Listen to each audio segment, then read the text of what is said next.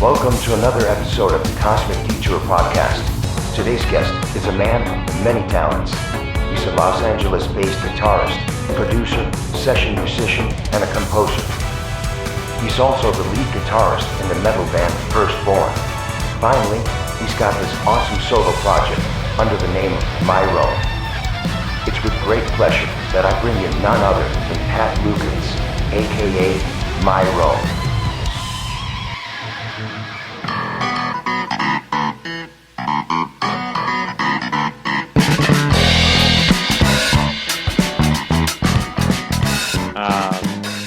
But yeah, I've the last, I guess, like 2 years or so, I've kind of just been like, in between all the other stuff I do, I've just been making a ton of music, and uh, yeah, I'm just trying to put it out there now and kind of see who it connects with, and usually when I put stuff out, it kind of leads me in different areas, and so we'll see what happens, I guess.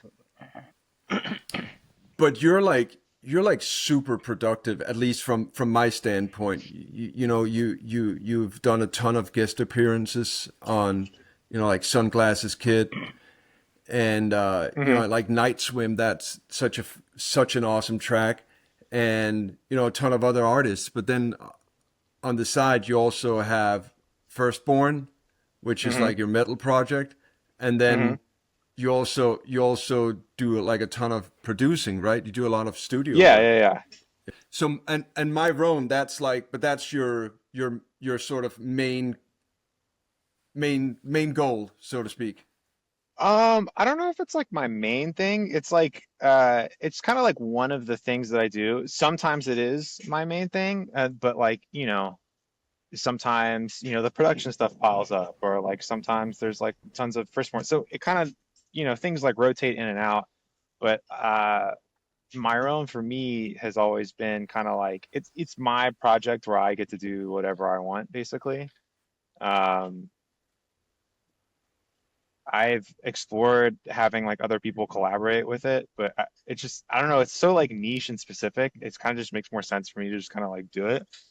Um, so yeah, so it's like it in a weird way, it helps me when I'm doing like production and other stuff for other artists. Because I have this project where I'm the boss and I get to do whatever I want. When I'm working with another artist and they're like, "Oh, can we like not have guitar here?" Or like, "Can we like, switch this part of the song for this?" Like I don't care, because I'm like, whatever. Like it's You don't have to their project. compromise at all. You can just do it Yeah. exactly the way you want, and you Yeah, answer yeah, to yeah, yeah. nobody. I get that. Yeah. It's liberating.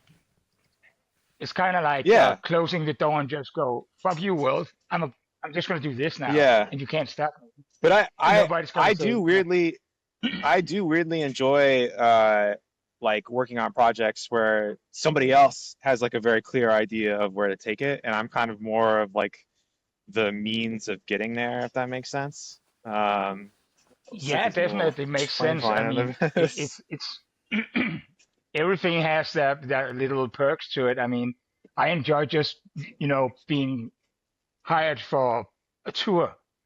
And here's Yeah, the yeah, yeah. music you have to learn, and just play that. It's Yeah, fucking awesome. but yeah. but also from a creative standpoint, it's really nice to just sometimes go into your little cave and just do you. Yeah. So there's a Make your balance to it, but make I your little get what guitar you're music. saying. Yeah. Yeah. Yeah, exactly. So it's all fun and games, and sometimes it's also about money.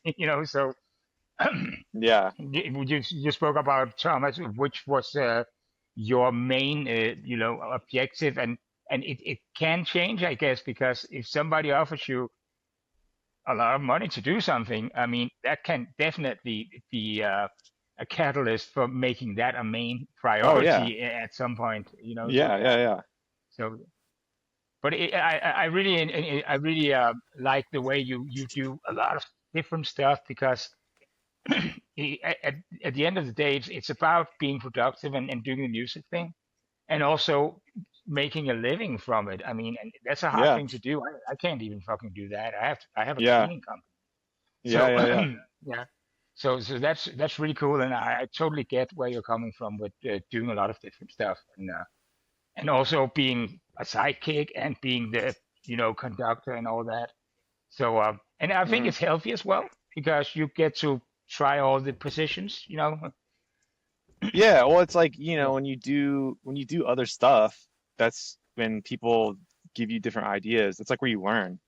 Yeah. I always like taking gigs where, like, when the opportunity is presented to me, um, I like when I feel like a little like I'm like, oh, like, can I do this?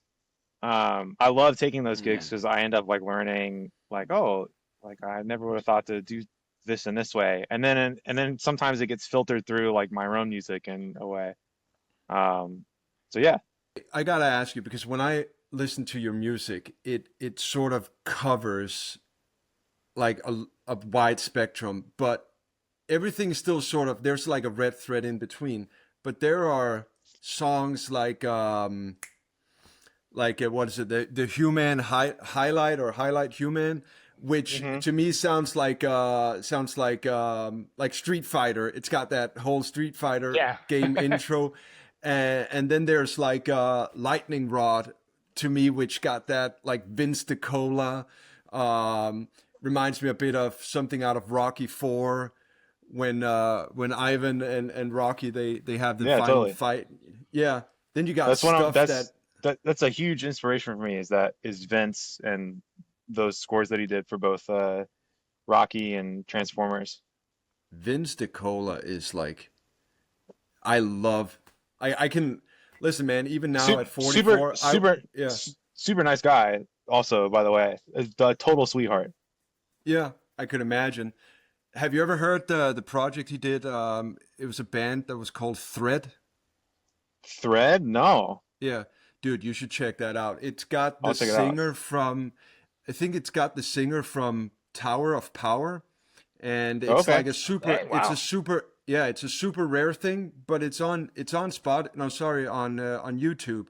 The whole album is there, and it's sort of I think it came out probably in like 91 or something like that, and it's got this sort of progressive thing going on, but with like some classic Vince DiCola compositions and all that. You should. It's a fantastic album, really. It's just called Thread. Okay, cool. Yeah, I'll check it I'm Check out. it just out. gonna Yeah. I'm gonna make a suggestion here. Could you put that when the video of this is up? Could you put that in the comment I'll section put or it. somewhere Yes, so people can go find it? Because I want to go absolutely. find it too. It's. I will do that. Sweet. But yeah, so it seems like you tap inspiration from all these different places. There are some of your music which brings me back to playing on my Sega Mega Drive. It's got like some Sonic stuff going on, and so am I correct when I'm saying these things? Yeah, I mean, a lot of sometimes as an exercise, what I'll do is I will, you know, I listen to music like a lot. Like it's kind of like part of my job. Like I Mm, try at night like to just like listen to stuff because that's, when you just listen to a ton of music, that it gets filtered through you, and that's how you write. And so sometimes like I will not like rip it off. I mean, kind of no, rip it no. off, but like, sometimes I'll be like, oh man, I should try to do like a song that's like this. So like I think the two that you mentioned, Human Highlight Reel, if I remember correctly, I think when I did that song, I had just seen Rush, and they played All like right. some stuff from like their 80s albums that like I wasn't like super familiar with. I love Rush, but I'm not I'm not like one of the guys at the Rush show that can do like the Tom Mm, Sawyer Phil. no, Okay. no. No. I don't know if you've ever been to a Rush show, but it's like I I love could seeing them imagine. because Yeah. you watch both them. Well, I mean, R.I.P. Neil, but you watch like I remember watching Neil do Tom Sawyer, and like literally the entire audience. First of all, it's all dudes, and it's like everybody in the audience is like doing the and like they're doing it like note for note perfect. it's just like amazing to see people do that. Anyway, That's so like yeah, the expert version of "We Will Rock You" clapping. yeah. Yeah, so I saw Rush and they played some like 80s stuff and I was like, oh, like I'm not like too familiar with the 80s Rush stuff. So I was like listening to like there's like two albums. I think Power Windows is one of them. And I was like, oh, I kind of like the vibes of this. So Human Highlight Reel is like me like trying to kind of do Rush in like my weird way. And then Lightning Rod I think was me trying to like do like I was like, what if there was like a Myrone song that was kind of just like Dio or whatever? Because Yeah. I love Dio. Yeah. I used to Yeah. tell people like my dream gig was to play for Dio, and then he sadly passed away, and I was like, dang it. That was like the goal for me. I was like, I just got to get good enough so I can play with Dio at some point. This is very relatable. I had the exact same thing with Alice Cooper. Yeah. But he's still alive though. Yeah, Yeah, that's true. dude, the dream is still alive, dude. You could do it. Yeah, the only problem is I might be blonde and have the hair, but I mean, there are other aspects of me that might not be as attractive as the guitar player he already has. Mm. But doesn't he have two? Doesn't he have two or three guitar players? Oh yeah, yeah. I don't think And Ryan Roxy is gonna leave anytime soon, or Tommy Henriksen. but didn't he also bring back Kane Roberts for a little bit? I mean, you could start doing roids and do a shit Yeah, ton of hit the gym, push-ups dude. yeah. Get in there. It's my own fault. I could have worked out. It's my Yeah. own fault. Yeah. You could, you could have worked out or gotten a boob job. Either way, it's like, Yeah. yeah. So, because I mean, Myrone again, that project is as I said, there's a red thread between it, at least for me, and it's very sort of you. But then you got Firstborne, which is Mhm. a way more metal project with some prominent names, Yeah. if I should say. How did that come about? Well, Firstborn specifically, I, I have my music on Bandcamp or whatever, and when someone buys your music on Bandcamp, you get an email saying, "Hey, this person at this email address just bought this." And so, like Mhm. one day, I noticed. I mean, this is not his email, but it was like, Chris at like something recognizable.com or whatever. Yeah. I was like, is that like Chris Adler, like the metal drummer guy? So I just like Or is cold it? emailed the email address and I was like, hey, thanks for buying my album or whatever. Like, big fan. Yeah.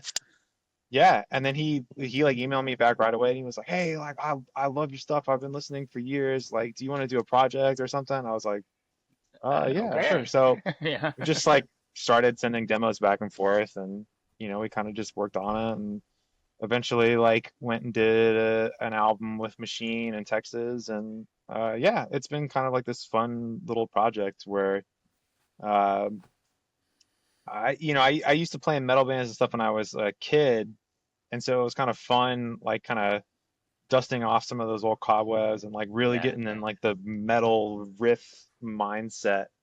um yeah, and I learned a lot of stuff from Chris. Like he has a very interesting way of thinking about music.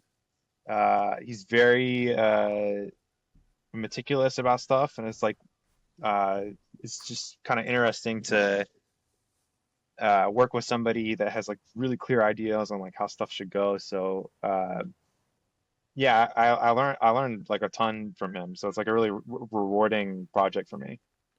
So Yeah, it he also seems has to to be. be oh, sorry. It No. also has to be incredibly um exciting to have a singer that can literally sing everything. It's Oh, like, yeah. dude, When you're that clip dropped like a year ago of him doing a sound check for the Guns N' Yeah. Roses thing, dude, he's incredible, and I was on the fucking floor when I heard that. I mean, yeah, I feel like sometimes I like made him in a computer or something. Like he's yeah, so good. He's it's so gotta be cool too. AI. Yeah. Yeah. He's incredible. Uh, and one of the nicest, sweetest guys on the planet as well. Yeah, and then you got James Lomenzo, right, on bass. Yeah, Yeah. James, Yeah. James Which was is in there for a little fucking bit. crazy. Also, Yeah. another sweetie pie, just total class act. Like, learned a lot from, before the album that we did with Machine in person, I actually played all the bass. But previously we were kind of just like sending tracks back and forth, and I was kind of putting them together. So, just being able to like receive James's bass tracks and like hear like what he did, I was Yeah. like, oh, okay, like, dang, this guy's pretty good. Yeah. That's gotta be exciting. It's Just sitting there, there's something in your inbox. Oh, it's just James Leman's bass. Yeah, yeah, yeah, yeah. Do you have any It's very, plans very about? casual. Do you have any touring plans with this? Uh, if the right offer comes along, yeah, I mean, we'd love to do it. It's just, it's since, with Girish being in India, it kind of Yeah, makes things a little complicated. It yeah, I adds a can lot of imagine. costs onto whatever, Yeah, budget you have or whatever. But yeah, I'd love to do shows with it. It's just the right kind of like opportunity really hasn't come along. Yeah. But I'd yeah, go it see seems that. as I mean now I would say that that Dennis and Myrone here, you guys are probably way more seasoned and experienced musicians than myself. But But we I can so tattoo like you can. So no that but so I don't have like an insight in how the whole business is structured nowadays. But my impression is that touring is way more expensive and a Oh, way bigger hassle than it used to be. it's oh, fucking 100%. ridiculous. It's a lot of people go out and lose money. Like, they literally go out and they'll lose like the thousands and thousands of dollars just to like just to, get their Is music that a out there or COVID? whatever. Was that Yeah. because of COVID? Uh, a little bit. There was a podcast recently with Misha from Periphery, and he kind of outlined it in a really smart way. But basically, gas is more expensive. A lot of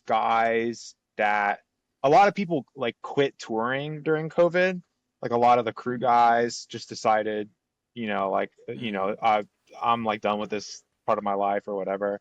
Yeah. And as a result, the crew guys that remained were going to the guys that remain kind of like raise their prices, and then gas and all, just basically all the stuff. And then I think venues started taking like bigger merch cuts and stuff. So yeah, it's really, really hard. It's kind of why you've been seeing like bands uh do like kind of more like bare bones like tour productions. Like, a lot of bands just like don't have bass players anymore. They just kind of run like Yeah, have it's a on tape. bass player be on a track. Yeah. Yeah, it's tough. Like, my heart, like, if people who are out there doing it and like and winning, like, like, salute, like, because like it's hard. It is hard to do that for sure. But I also I have a feeling that it's harder nowadays to get people to show up to concerts because the concert tickets are outrageous, like the prices these days. I mean, I know it's times change, and of course when I was a kid and I got a Spider-Man comic, my dad, he would be like, oh, I remember when I was a kid, I could get this for like Yeah. blah blah blah. but I mean, like in '97 I saw Michael Jackson at a sold out 2 nights in a row, sold out stadium in Copenhagen, and the ticket was what I would equal to about $50. And Wow. Yeah. and the ticket itself, you would go and pick it up at a store, and it was like this Yeah. beautiful, thick cardboard printed, artsy thing, and nowadays you can barely buy a pizza for that money. It's Yeah. like Yeah.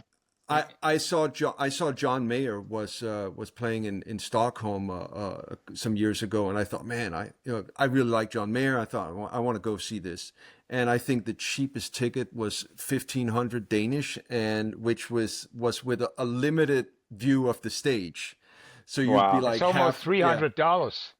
yeah. That's great. Yeah. So I I mean, was yeah. like, Yeah. Yeah. for that, I'm happy with just seeing him on YouTube. Yeah. Speaking of, did any of you guys buy the Vinnie Vincent album? Oh, the $1 million one? Oh, No, Yeah. yeah, I bought two. Slightly out of my price range, unfortunately. Yeah, me too. Okay. I want to hear it. Listen, yeah, I mean, I'm just curious wondering, too. did anybody buy it? I gotta know, man, if this is an actual possibility. What a gold mine! Just you only have to sell 3 albums, you'll be set for life. I've personally feel like that I've listened to Boys Are Gonna Rock enough times where I should get a discount on the new Vinnie Vincent Yeah. album for all the support that 800,000. I've given them over the years, you know. Yeah. I was thinking that it would make sense that a group of fans would come together and then, do a Kickstarter thing, and then they'd add like $100 each or whatever. But and I then, think that's what he thought would happen too. yeah, probably. Yeah, I think you Yeah. kind of underestimated the I don't know. I don't want to talk shit about Yeah. Vinnie Vincent. No, I think it no. rules. No. But yeah, talk about an incredible songwriter. I actually think he did some amazing songs. Those two. He did. Look it up. Look it up. did It's look it a up. banger. But the two Vinnie Vincent albums. Oh yeah, the yeah, Those yeah. were Nation fucking albums, great. there was some great stuff on it. Like some of those ballads that was on was like fantastic. But it was just Yeah. whenever a solo came in, it just felt like, dude, just calm down, just let it breathe a bit. You know? No, I love that. I love that. It's so fucking over the top. I mean, those guitar players that just go fucking nuts. I mean, Vinnie Vincent, George Lynch, what's the guy? Vernon Reid, for example. They just go so off the grid. It's ridiculous. Yeah, it's kind of awesome. I really get off on that. I mean, Yeah, I yeah, fucking yeah. love that. I was watching some video clips from Vinnie Vincent's instructional VHS tape he did Oh, years classic. ago. Yeah, yeah, Oh yeah. yeah, nice. Whoa, man, that was intense. I love watching those old Starlix videos. I had a bunch of them when I was Yeah, younger. REH and Starlix know that. Yeah. Yeah, that was classic. That's some great stuff. But I gotta ask you, because you got the Myrone Instagram, but you also got the Soft Shred Instagram. Yeah. Yeah, and you've been posting a shit ton of guitars lately on the Soft Shred. Are those your guitars, or is it No. just no? Oh, There, I was so I wish they fucking were. jealous. I started that page because it's basically it's stuff from my like. There's I don't know if you guys have this in. I mean, do you guys have Reverb in Denmark? The app? Yeah, we do. Yeah. Yeah. It's basically it's just stuff that pops up in my Reverb feed. Yeah, okay. Or I do a lot of like guitar nerd like Googling, and so I'll just like find like funny stuff and when I find something that's interesting, like it kind of started off as like a mood board for me. Like I was just trying to like put all the stuff that I like kind of in one place. But it's kind of like developed into this little like it's like getting more and more followers, and it's like fun. So I kind of just keep doing it. It's like every day there's like a guitar that pops up in my Reaper feed that I can't buy because I have to be responsible or whatever. But you can dream. Yeah. But it's funny. Like I've been making like really like hilarious connections on it. Like I found this like crazy like rare. I don't know if it's rare, but like it's a picture of Tracy Guns I've never seen before. Okay. And I posted it and I tagged him and I was like, do you still have these guitars? And he left a comment. He was like, oh yeah, I remember this. Like this guitar, this guy's got this. Like the guy, like this guy's got this one. And it's just funny. Like there's just been like I've made like funny connections on it. Everything froze. Yeah. Yeah. Are we good? Are we good? Or I'm back. Yeah. It just went. did I get cut off? Yeah. Okay. Everybody did. It was like sort of like a scene from like X-Men when Charles Xavier just goes. Oh, nice. I was the only one moving. So, but yeah, Tracy Guns is a fun guy. I mean, he used to live in Denmark.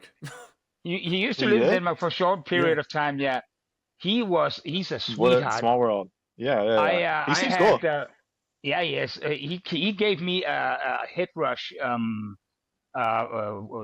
processor thingy, modeler for Oh, Christmas. nice. Yeah, Oh, wow. I What a was nice like, guy. wow, Santa Claus. yeah, totally. I didn't expect that. So I sent him a gift basket. But yeah, that was fucking awesome. Yeah, he's a great guy. Cool. Yeah. Yeah. What was in the gift basket? I'm curious now. A Was little it like, vino, some uh, chocolates and stuff like that, Christmassy stuff. okay, Uh, okay, all I was right, all right. shocked. I mean, yeah.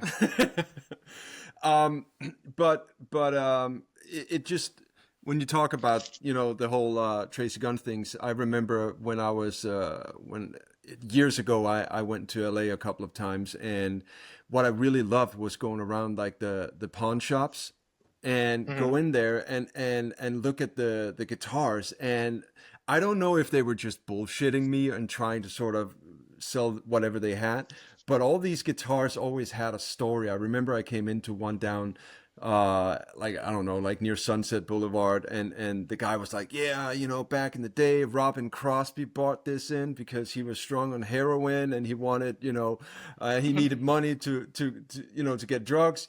And so he sold this guitar, and I'm like, damn, what a story. But there's nothing that can verify the truth in it, though. Yeah, yeah. No, but the guitar is still $3,500. Yeah, exactly. And then what? You got like a pedal or Oh, like I saw that thing. I remember the Rockman. I Oh, was yeah. like, I mean, my plugin. Yeah, yeah, yeah, you're my own man. I was like, holy yeah. shit, that is Yeah, so yeah, retro. yeah. Yeah. Yeah. Me and my friend have been, you know, uh, we're still working on it. Like, we've got like an update plan with like a bunch of new features. But yeah. I love like those things. Like, I have a bunch. I have a bunch of Rockmans. I have a bunch of Nobles made one called the Rock Box or whatever. Okay. Uh, Wow. I've always thought like that, like the sort of like Tom Schultz mentality of like thinking of the guitar sound as more of like an abstract thing of instead of like, oh, like the guitar's got to plug into this amplifier and then you got to put a mic. Yeah. Just kind of thinking it in terms of a more like utilitarian way has always been kind of fascinating to me. Um, so yeah, basically like as an experiment, and me and my buddy kind of like figured out how to like recreate one in DSP. And from there, it was like, oh, okay, well, can we do this? And I kind of like put my little spin on it with like different kinds of modulation and delay and stuff. And it's been great because I've instead of having to like plug in my old units when I'm in sessions and stuff, I can just like pull it up real fast. And it's almost like better in some ways because it's to me it's more flexible and it's a little bit less noisy. And I think mine has like a little bit more dynamics and stuff in it. So yeah, it's been like pretty rewarding. Like, it's kind of like easy to make your own like plugins and stuff these days. So yeah, it's been like a fun little project with me and my So friend. it's sort of like you went digital about it.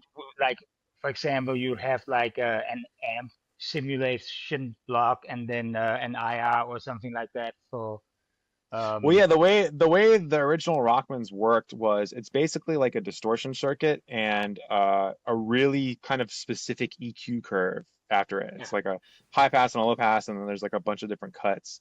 And once I kind of like figured out, because I always was wondering like like how did he do the cab simulation? Because it's not like an Yeah. IR. Yeah. It has this very like when you listen to it, it's like the guitar is being like beamed into your like ears instead of like you don't like you don't hear it and think, oh, that's like a big stack of amplifiers. It's like No. this different. It's like it's almost like the guitar is like a synthesizer or something. Exactly. Yeah, yeah. Um, I was thinking that. so yeah, once I like figured out what that was, I made my little tweaks and kind of made it my own thing, uh, and yeah, and then the next thing that we're working on is I've made amp profiles of like I have like real amps and stuff at my studio and stuff like when I want like a quote unquote like real amp sound, there's like certain stuff that I reach for. So I've made profiles of all those things. And we're trying to like integrate that into the new like update where you can like run the Myrone like headphone thing, and then also simultaneously you can run like a real amp, and then you can like pan them different directions. So you kind of have like this big Yeah, crazy okay. like Yeah. multi-amp setup. Yeah. We just like my friend just sent me like the kind of like experimental build of the plugin, and I've been like making tones and the sounds that I'm getting, I'm like really quite excited about. So hopefully in the So next couple of weeks I can roll that out. okay, I found out about the Myrone Man like yesterday when Thomas told me. I was wondering, are they up for sale? Well, yeah, it's $40 for the like a plugin, like a VST Yeah, okay. AU. But if you go to the website, like on Google Chrome, and you have your interface connected to your computer, you can literally just play through the plugin like on the website and like try it Oh, out. so you can test it. Yeah, okay, cool. Yeah. Or like, like let's say you in some dire straits in a crazy gig somewhere and you have a computer and an interface and an internet connection, like you could conceivably play the gig. So next question, are you gonna make them physical? I want to. I want to. Making anything physical is hard. Yeah. Um, the next thing I want to try doing is I just saw this today, but there's a lot of companies now that make these kind of like video game like emulators, like stuff so you Hmm. can like if you have like ROMs of like Game Boy files or stuff Yep. Yeah. like that. But they all run Android operating systems. And like I saw today somebody had like a an emulator, like it was like a little Game Boy, and they were running like audio software on it, and it was like, oh, this is my guitar like practice rig or whatever, and I was like, oh man, I got to do that with my own man, because if it just runs Android, then c- I could probably get it to work, which I think that'd be hilarious. You like roll up to the gig and you like Absolutely. whip, Yeah. and you whip like what amp you run, you whip out a Yeah. Game Boy, and you're like this one, play your That would be set, and then like badass. hit some like Chrono Trigger afterwards. Man, that's the dream. Just or like the whole. I used to play the Amiga 500. I don't know if Yeah, you, yeah. yeah, I could do like a whole thing with like a floppy disk, and that'd be a cool little. Actually, it's funny you say that. There's a band that I keep seeing on Instagram. I forget what they're called, but literally it's like a guitar player and a drummer, and then I think they it's like an Amiga or it's an old computer on stage, like running like a tracker, and like they play like the music from like Doom and stuff. I think it's sick. They Wow. have this like retro computer setup, a drummer and a guitar player, and they just like There play like used to video be game music. there used to be a Danish band. I actually don't know if they're Press still play on around. tape. Exactly. Yeah. Press Yeah. play on tape. And their thing was that they would play mostly music from Commodore 64 games. And then Uh-huh. they and then on the stage they would have like a screen behind them where the game would run as they were playing the Right. music live. And it was cool because like none of these guys looked like rock musicians or anything. They literally Yeah. looked like computer programmers from 1986. And the people at the concerts, the crowd, they would bring in like the keyboard from the Commodore 64s, and they would That's like amazing. hug them. Yeah, it was like That's it was awesome. like, yeah, that was badass, and they did it really well. It was really really good stuff. But I don't know Yeah, if they're still around. there's a oh yeah, there's a couple there's a band I don't know if they're currently touring, but there's a band here called Bit Brigade, and Bit their thing brigade. is yeah, they do a thing where they're like a band. It's like I think it's two guitar players, bass player, and a drummer, and then they have a guy on stage with a Super Nintendo and Mega Man, and he like speed runs Mega Man on stage, and they play the music. So like if he dies, like they stop, and it's like amazing because it's not only is it um hold on, sorry. Yeah. So it's like not only is it like are they performing the music, it's also like some guy is like playing Mega like he's got to be good at Yeah, Mega Man to do the gig every night. Yeah. yeah, Mega Man was hard. Listen, I played those games when I was a kid, and we would rent them at the local gas station. You could rent Nintendo games, and me and my brother, we would have a weekend to finish these games, and quite often we managed to pull it off. But then a couple of years ago, I dug up my old Nintendo and I plugged in Mega Man 2, and I was shocked. I was like, how the hell was I able to play this game? It was Yeah, it's so hard. hard. It's ruthless. And Yeah, it's like you lose those 3 lives and you're done. yeah, that's it. Yeah. There's no respawning. It's crazy, man. Those yeah. I actually told my son and daughter that if they could finish Punch Out, I would buy them the new Nintendo Switch. Oh, nice. I'm like, I think I have an older brother who has That's kids, cruel.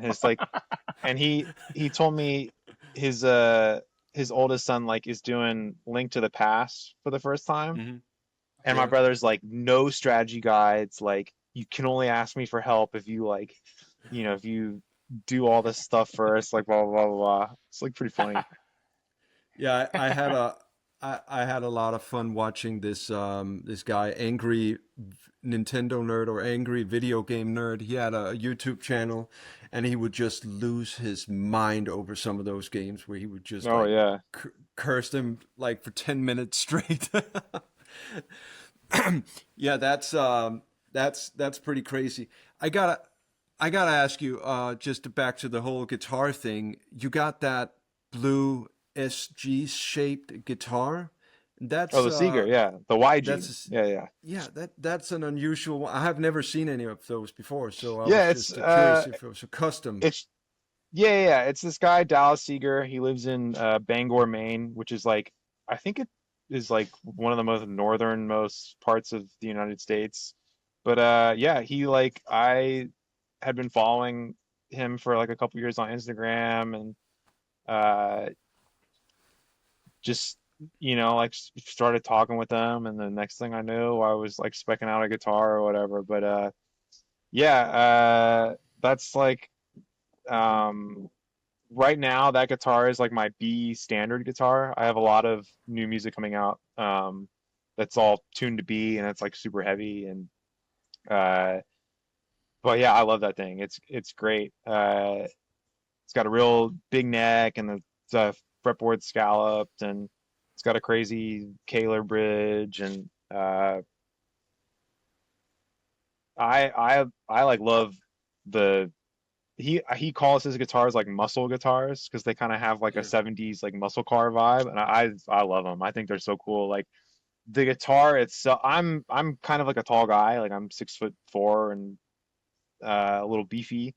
And the guitar itself is like a little bigger. So I always have this issue where like uh I get really stressed about like what guitar I play on stage, because like a lot of times they just look really small and like Tiny. weird on Yeah, me. yeah, yeah. So having that is like a big relief because it's like huge and like feels nice, and I don't look like a Dorcas when I play it. So um But it could also be the other way around, like when you see Angus Young with the SG, it looks yeah, like yeah, he's yeah. got like a keyboard strapped to his body. Yeah, but the funny thing about that is like because Angus is so associated with the SG, like that kind of like silhouette is like what when you like think of an SG, like how it should look on a guy, you like think Angus Exactly. Young.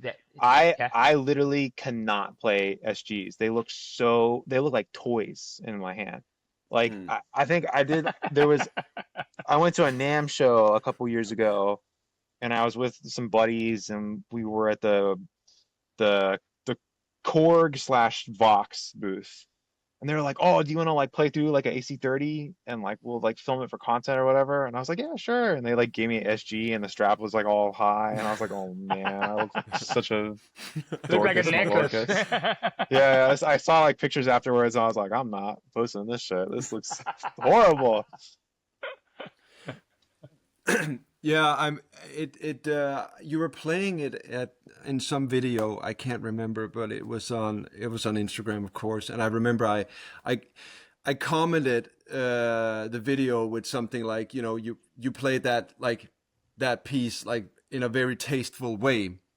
And then you replied back that you were not trying to compete with the whole Instagram. You couldn't keep up with it or something like that, Oh, like dude, with I all the can't do it. Yeah, dude, guitar is so fascinating to me because, I grew up in the 90s slash early 2000s, and that was kind of like I grew up when like flashy like guitar stuff was like not cool. Like, we Yeah. had the 80s and like kind of like overplaying of guitar, and then there was like a reaction against that.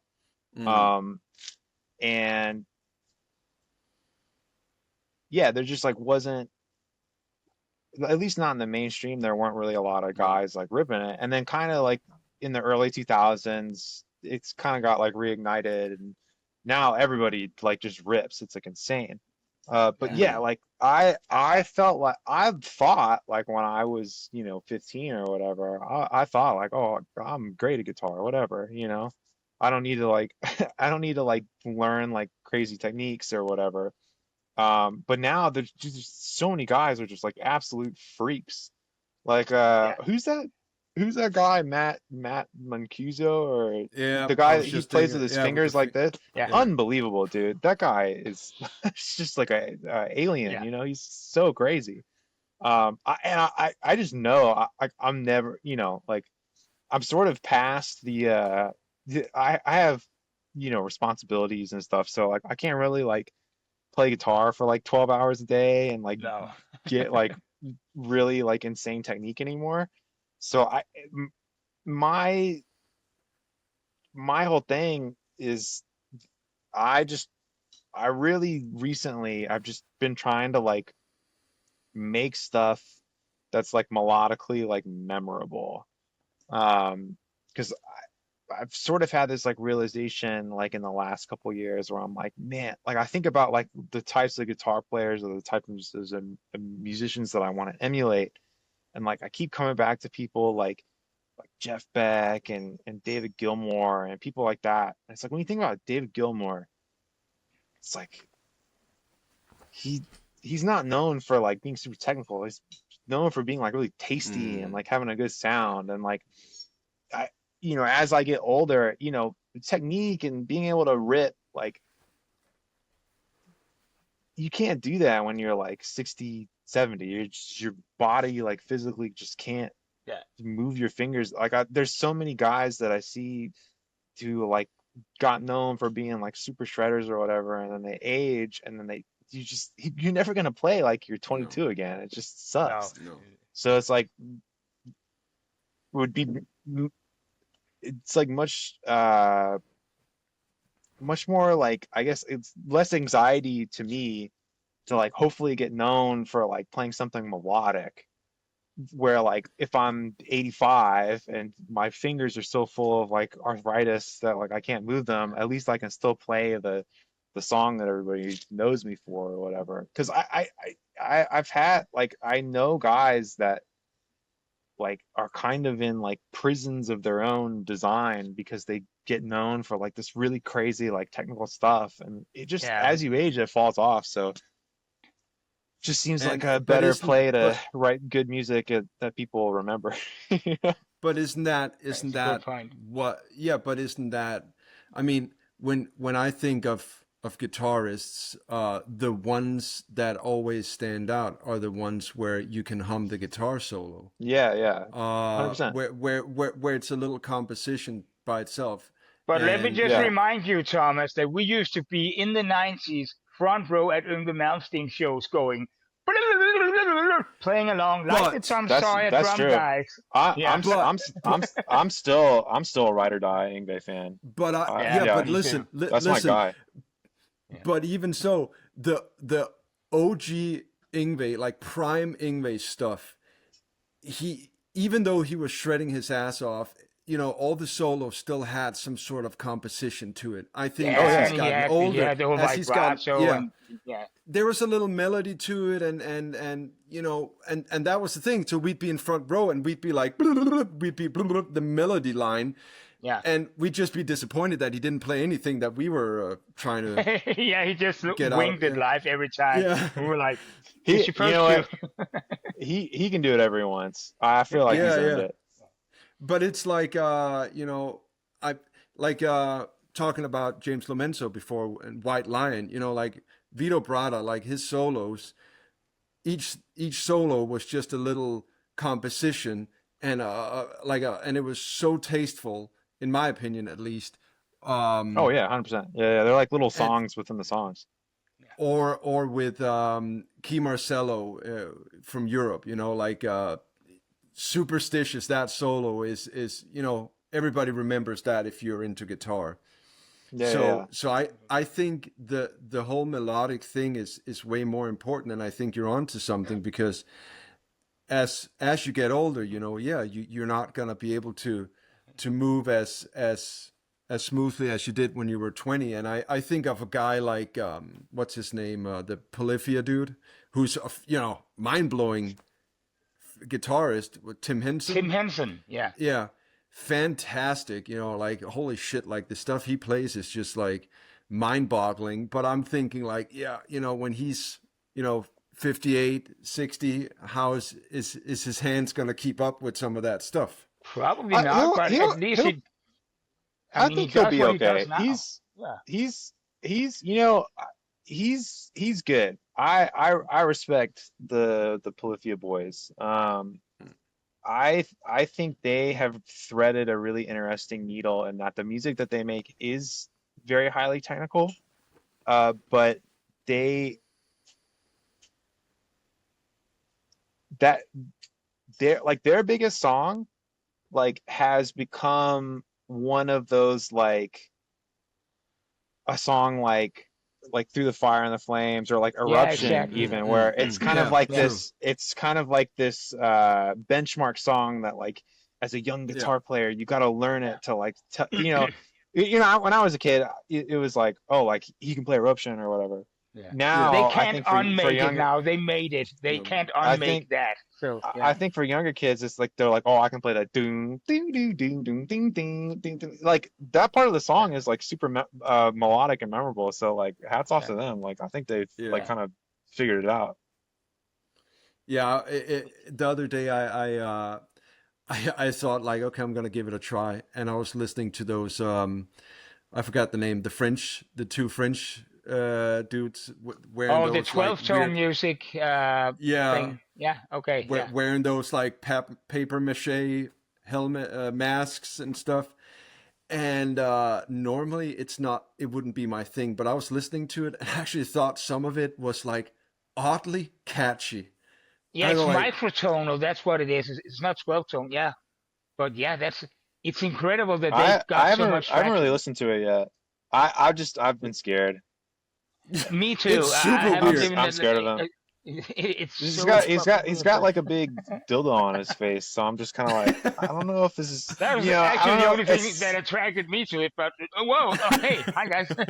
I was just I love that people are getting into microtonal music because of them, but I was just this is I don't think this is for me, guys. For me, it was just more the rhythmic patterns, the whole polyrhythmic stuff. It's because my brain can't compute it. I remember the last band I played in, I had started it up, and the whole idea was that it was going to have this kind of Zakk Wylde Pride and Glory, Black Label Society vibe to it.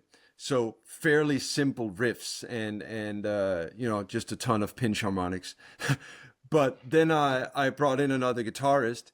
And the thing was my background comes from, I started out with AC/DC and Guns N' Roses and that stuff, and he had started out with Metallica and Slayer, so he had somehow progressed into stuff that was way harder than what I was listening to at the time, and he had really gotten into the gent stuff that was starting to come up at that time. So every time I came up with a riff, I play it and he'd go like, yeah, but what if you do like, like this? And he would kind of flip it around and then add some weird rhythmic pattern to it. And in the beginning, I could sort of keep up with it. But after a while, I was like, listen, man, my brain and fingers can't sort of work together on this. So maybe we should just drop this project. That I had a similar experience working with Chris. We kind of got into this kind of like flow where like I would send him a song's worth of like riffs. I would just kind of sit down and like okay, this is the main riff, like verse chorus, blah blah blah blah, and I would send it to him for him to play drums on. And like sometimes he would send me drums, I'd be like, whoa, like that's the drum part that you heard.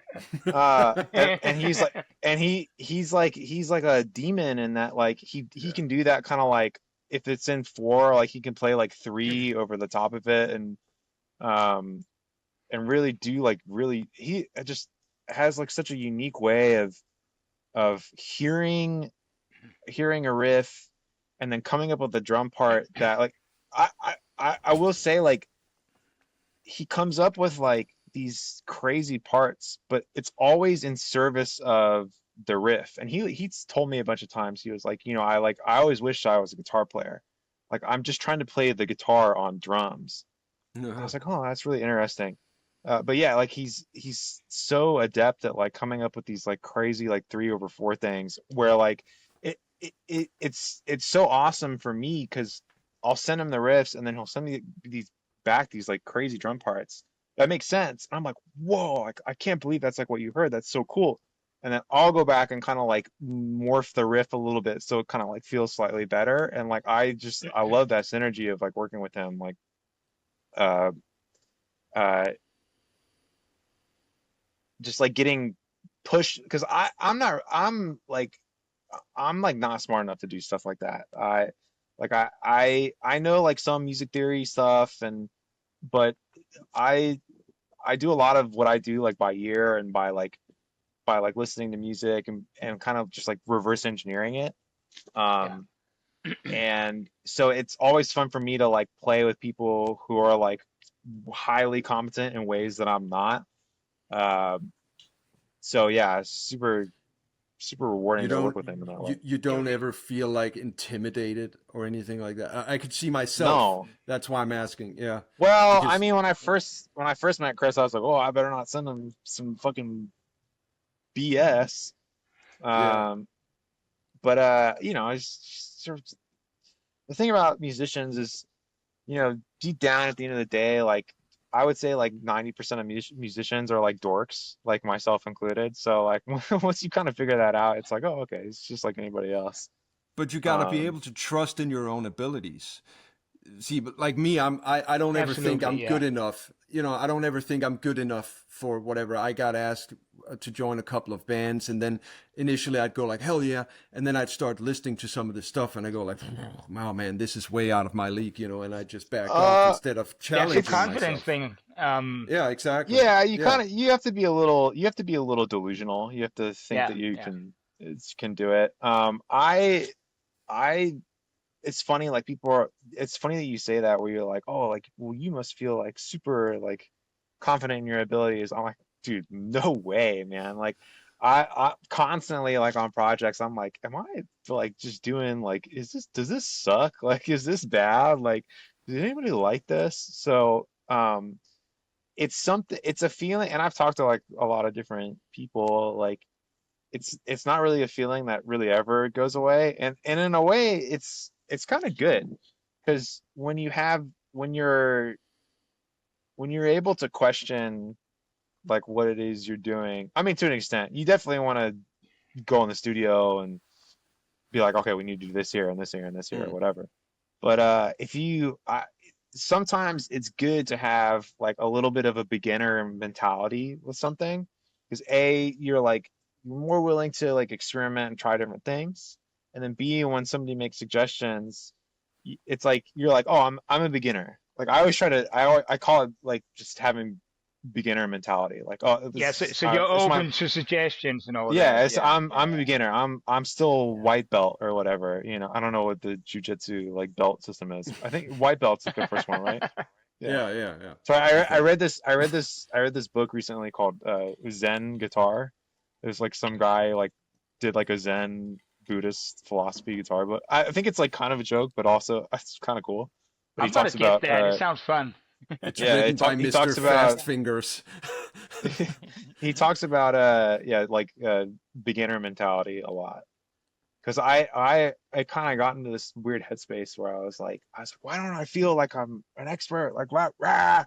And then this I read this book and the guy was like, no, you want to feel like a beginner because that's like when stuff is fun, you know?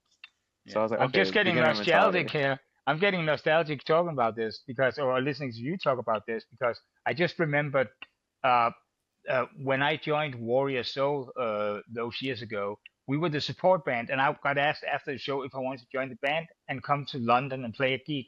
The month after, just give me a flight ticket, and I had to learn 18 songs. And he said, "Can you do it, Corey Clark?" And I said, "Yeah, sure." And I was like, my heart sank completely. I didn't Yeah, fucking you're know like, if I oh could learn 80. shit. Yeah, but that's the thing I meant about the confidence thing.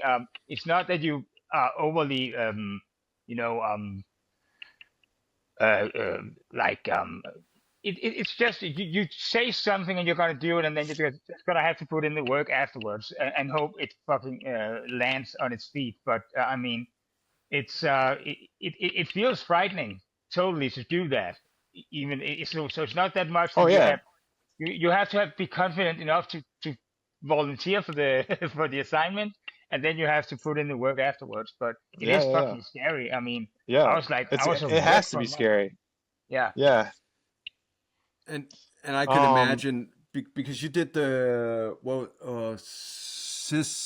Caesar. See, yeah, yeah, yeah, yeah. that's how out of touch I am with mainstream music. I didn't even know how to pronounce it correctly. But yeah, you did some work with her, right? Yeah, I worked with her like kind of on accident. She just I this was like before she blew up really. But basically I made a beat with my friend and then he had a session with her the next day and she recorded on it and he called me up and he was like, "Hey, this girl SZA like recorded a song on our beat. Like she wants to release it tomorrow. Is that cool?" And I was like, "Yeah, whatever. Who cares?" You know, like Yeah. it was a beat we made it in like 10 minutes or something. So it was like 10 Hmm. minutes of work out of my life. I didn't really care. So she put it out and it, kind of went crazy. And then I guess like a couple weeks later, I used to, this is when I was living in New York and I was at the studio that I kind of worked out of and she was there and she was like stressed. I was like, what? I was like, what's up? She was like, oh, like my EP is supposed to come out tomorrow and like I need two more songs. I was like, oh, okay. Well, I got some beats or whatever. And so she like listened to a couple and she picked one and she basically like went in the booth and like freestyled it and like 20 minutes later the song was done. And she had another beat from another friend. She's like, oh, can you engineer me on this? I was like, yeah, sure. Recorded it again. She's like just freestyled it like completely like off the top. She would like listen to a section of the song and she'd be like, okay, I know what I'm gonna do. I'm like, okay, hit record. She would just record the verse. She would, okay, let me do harmonies. And then we do like four stacks or whatever. And she just like systematically went through the songs like that really fast. Um, and I like stayed up all night, like kind of like mixing them or like trying to make them sound as best I could. Fell asleep at the studio. I woke up the next day and they were like out and it was like on Pitchfork and like all this crazy stuff. Um, but yeah, the funny thing from that session was the entire time when I was recording her, I was like, man, like there's no top end. Like what is going on? So I was like on the preamp, I was like cranking up like the treble, like I was like, there's no way this sounds good. But we were like working like super fast because she was like stressed and I was just like trying to keep it going. So after I woke up and like saw that it was out or whatever, I went into the vocal booth to like I left it's like a tube microphone, and I like left it on. I was like, oh geez, I like turn off the power supply and all this stuff. And I go and I look at the microphone in the stand, and it was backwards. And she, So yeah. yeah, so she was singing through a backwards microphone. I was just like, whoops. Shit.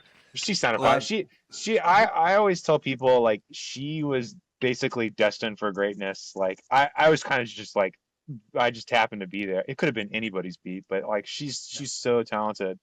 Um, like it could have been anybody's, and it would have gotten the same reaction because she's just got such a great voice, and she's such a great writer, and she's such a cool artist, you know. But it wasn't mm. anybody's beat. It was your beats. So Yeah, just take but it, you know, man. yeah, there's only a couple people in the studio that day, so. Yeah, but the universe wanted it to be your beat. Yeah, I mean, There you go. I'll take Exactly. it, man. It was Yeah. very Exactly. helpful for me. Um, L- I unfortunately have to run. Yeah, I was Are there just about to any? say. No, I was just about to say that I didn't want to take up more of your time. So Yeah, I you have just, any final questions for me? well, no, I just, well, maybe more if there's some info you want to give, like regarding whatever, contact info or where to check you out, Oh yeah, any platforms. just like if you Google Myrone and whatever, like I know Spotify is not the greatest, but a lot of people use Spotify. But if people want to buy my music on Bandcamp, please do. It's like the best way to support artists. I guess at the time of this filming, I have a new single out called Executive Function, and yeah, just keep your eyes peeled for more music because I've got a bunch of stuff in the pipeline coming out.